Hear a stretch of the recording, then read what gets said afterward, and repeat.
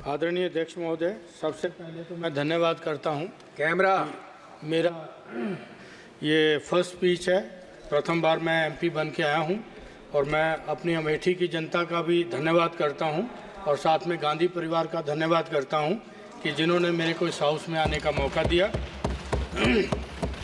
आज ये मैं इस विधेयक भारतीय वायुयान विधेयक 2024 के बारे में बोलने के लिए खड़ा हुआ हूं और मैं इसका, क्योंकि मेरी कॉन्स्टिट्यूंसी के अंदर ही इगरुआ है, इंदिरा गांधी उड़ान एकेडमी है, और दूसरा हमारे यहाँ पे Rajiv Gandhi national aviation university है, और तीसरा हमारे यहाँ पे हिंदुस्तान एरोनॉटिक्स लिमिटेड का है। तो इसके अंदर ट्रेनिंग, सेफ्टी एंड मैन्युफैक्चरिंग, इन तीन के ऊपर मैं बोलने के लिए यहाँ पे खड़ा हूँ। विधेयक के अध्याय 4 के बिंदु LMN ने अपने प्रशिक्षण और प्रमाणन, ट्रेनिंग एंड सर्टिफिकेशन का उल्लेख किया है।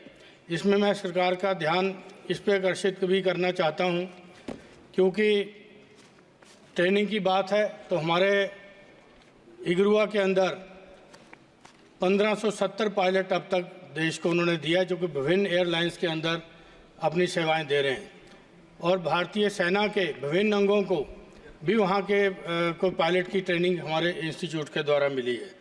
लेकिन बड़े दुख के साथ कहना पड़ता है कि यहाँ पे ट्रेनिंग की बात कर रहे हैं, लेकिन उसके अंदर जो कि 1985 में ये यूनिवर्सिटी 7 सितंबर को बनी थी।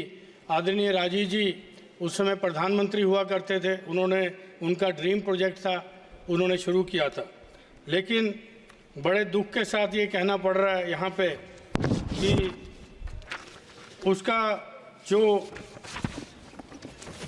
ग्रांट है 2015 से, उसकी ग्रांट अभी तक नहीं दिया, जबकि पार्लियामेंट कमेटी जो कि डेरेक ओब्रायन के नेतृत्व में बनी थी, उनकी चेयरमैनशिप में, उन्होंने 2018 में अपनी रिपोर्ट भी सबमिट किया था पार्लियामेंट को, लेकिन उसके बावजूद भी, उनकी रिकमेंडेशन के बावजूद भी उसको ग्रांट नहीं दिया गया।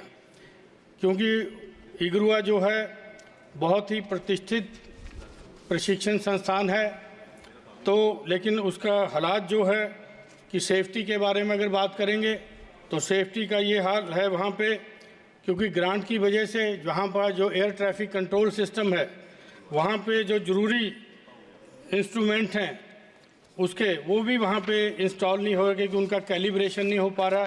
जब कैलिब्रेशन नहीं हुआ तो उसके कारण, क्योंकि उसके अंदर पैसा लगता है, तो उसका कैलिब्रेशन नहीं हुआ। मैं मंत्री महोदय से ये कहूँगा कि विधेयक के अंदर इस चीज़ों का भी प्रावधान रखा जाए कि नई ट्रेनिंग सेंटर बनाने से पहले जो एग्जिस्टिंग ट्रेनिंग सेंटर हैं हमारे, उनके ऊपर भी ये रखें कि उनकी ग्रांट्स प्रॉपर मिले उनको, और उसका भी सुचारू रूप से ये करें।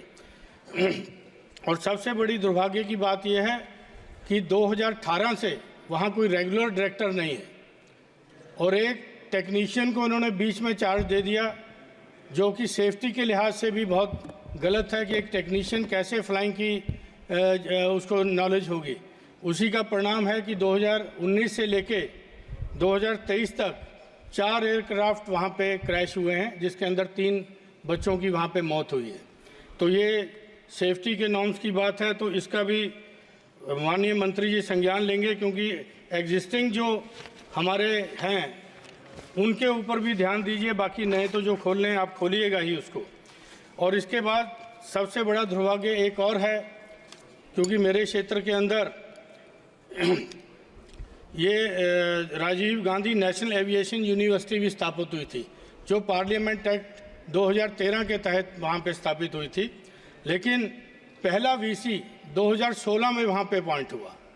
उसके बाद 2017 में भवन बन के तैयार हुआ। 2018 में जो कंपनी KPMG को पेनल्टी लगाई गई थी डिले करने के लिए, लेकिन दुर्भाग्य की बात है कि उसी कंपनी का पार्टनर बाद में जॉइंट सेक्रेटरी हो गया गवर्नमेंट ऑफ इंडिया में, मिनिस्ट्री ऑफ सिविल एविएशन में, और उसी यूनिवर्सिटी का वो एक्टिंग वाइस प्रेसिडेंट भी हो गया। तो ये चीज़ें भी इस बिल के अंदर संज्ञान लेना चाहिए कि इस तरह के लोग आके खिलवाड़ ना करें, क्योंकि जो डिफ़ाल्टर है, जिसकी कंपनी वहाँ पे डिफ़ाल्टर हुई अपना कंस्ट्रक्शन में, वही आदमी बन के चला आया। तो उसके बाद मेरा 2019 में पहला रजिस्ट्रार वहाँ पे हुआ, 2013, 2019 6 साल आप लगा लीजिए। उसके बाद फिर 5 अगस्त 2019 को पहला वहाँ कोर्स लॉन्च हुआ जो पीजी डिप्लोमा एयरपोर्ट ऑपरेशंस का कोर्स है। तो वहाँ पे क्योंकि ये चीज़ें वहाँ हो रही हैं, जो कोर्स वहाँ पे चलने चाहिए थे अब तक, वो अभी तक वहाँ पे नहीं चल रहे।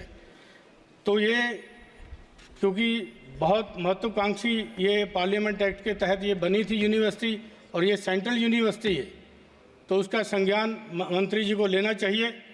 उसके बाद जो इसकी सेफ्टी की बात करेंगे तो यहाँ पे एक कोर्स शुरू किया गया था। वो कोर्स ये शुरू किया गया था कि वहाँ पे फायर सेफ्टी के लिए कोर्स शुरू किया गया था। उसके अंदर इंफ्रास्ट्रक्चर नहीं है, अभी कोर्स शुरू कर दिया गया। उसमें एक बच्चे की जान चली गई क्योंकि एम्बुलेंस अवेलेबल नहीं थी, मेडिकल फैसिलिटीज़ अवेलेबल नहीं थी, उसको जाने में देर हुई। महाराष्ट्र का लड़का था 17 का, वो वहाँ पे 22 साल का बच्चा वहाँ पे डेथ हो गई।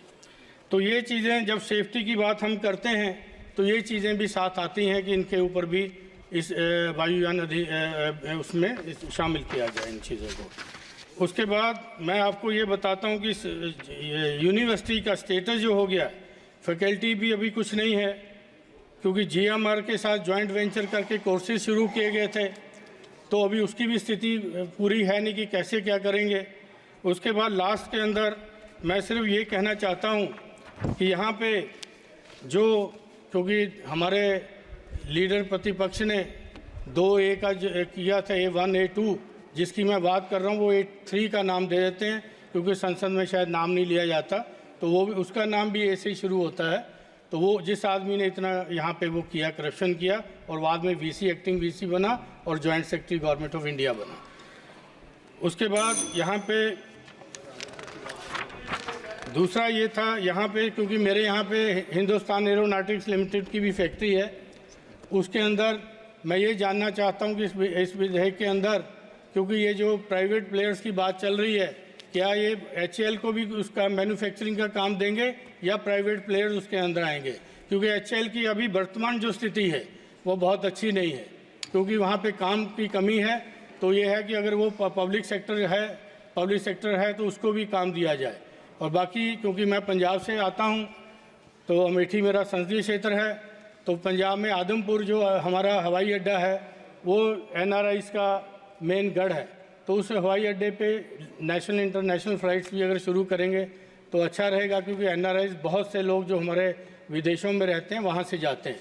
तो मैं दूसरा हमारा फुर्सतगंज का जो सिविल एयरपोर्ट बनाने की बात थी उसका भी काम चल रहा है, लेकिन इतनी धीमी गति से चल रहा है काम कि अगर उसको भी पूरा करेंगे तो हमारे अमेठी और रायबरेली, प्रतापगढ़, ये तमाम जिलों के लोगों को लाभ होगा। आप धन्यवाद महोदय जी, आपने मेरे को बोलने का दिया। धन्यवाद। धन्यवाद।